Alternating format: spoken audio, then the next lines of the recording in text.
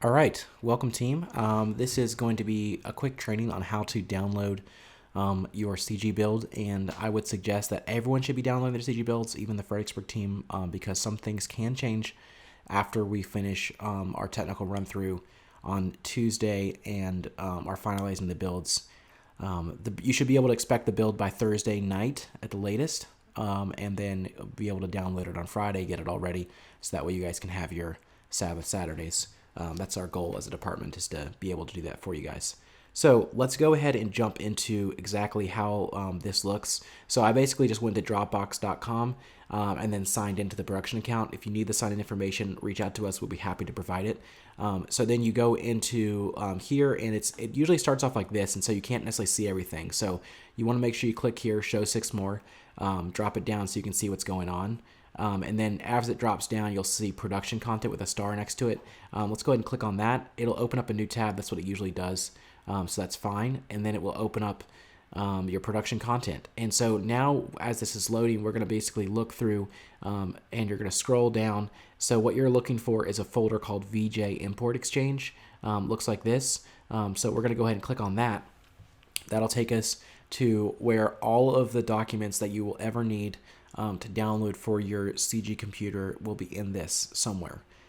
So I went ahead and put this as a pin folder, Sunday builds, because this is where primarily you're going to go. But for some, there may be something in here that you need, templates, resources, fonts, whatever. There may be something in here you need.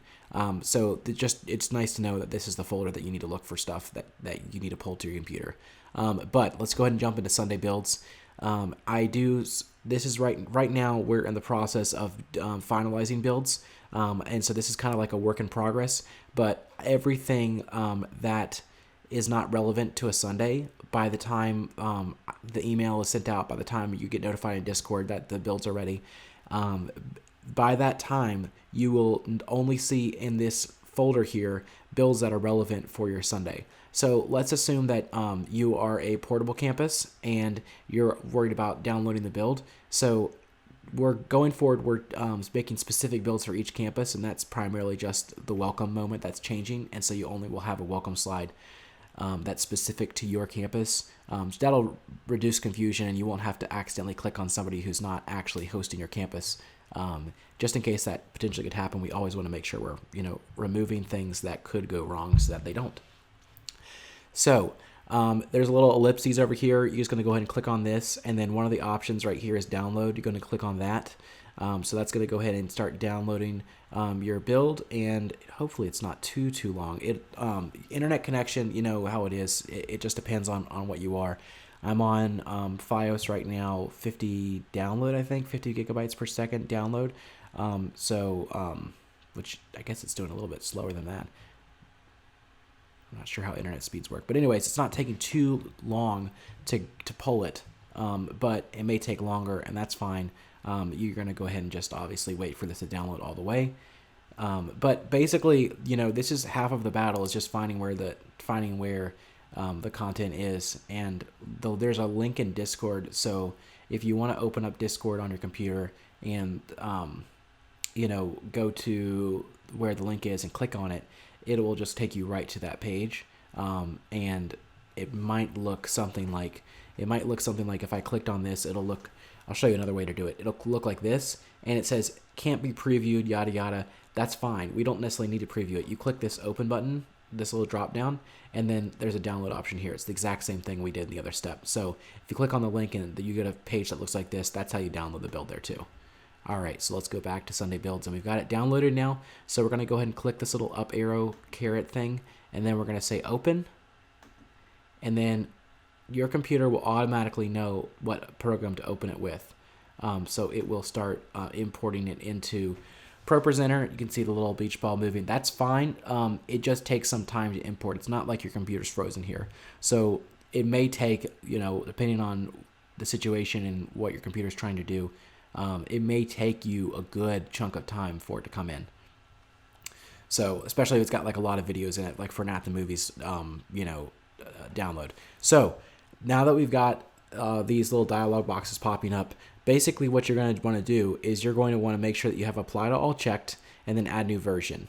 That's the best way to make sure that there's no glitches, nothing that's going to do anything that you don't want it to do. So it may pop up a second dialog box, and this one's on the other screen that I'm not recording on. I'll bring it over here so you can see what's going on. So it'll say the same thing. Hey, it already exists in your folder. Do you want to replace it with the one you're moving? So yeah, we're going to do the same thing. Apply to all, add new version. And because you've clicked apply to all a couple times, it should come in.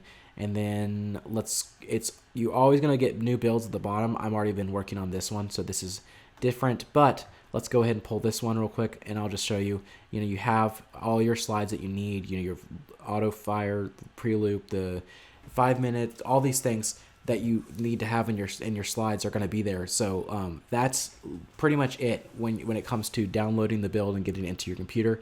The last thing that I will say is that when you do download builds, they are not going to have any clocks in them. So you're going to go to your computer onto where you have do not delete clockfire.